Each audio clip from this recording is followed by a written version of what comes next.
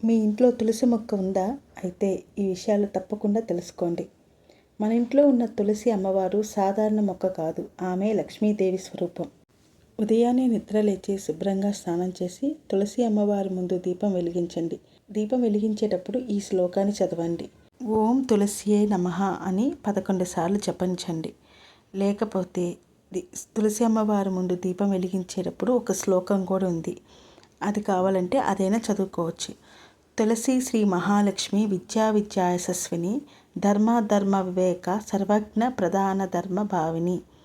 అర్థం ఏమిటంటే తులసి అమ్మవారు శ్రీ మహాలక్ష్మి స్వరూపిణి. ఆమె విద్య మరియు అవిద్య రెండిటికి మీద అధిపతి.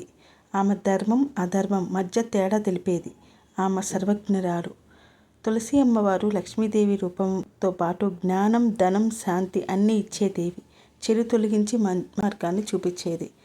ఇలా ప్రతిరోజు ఉదయము సాయంత్రము సంధ్యావేళలో కూడా తులసి అమ్మవారి ముందు దీపం వెలిగిస్తే ఇంటిలో చాలా ప్రశాంతత వస్తుందండి.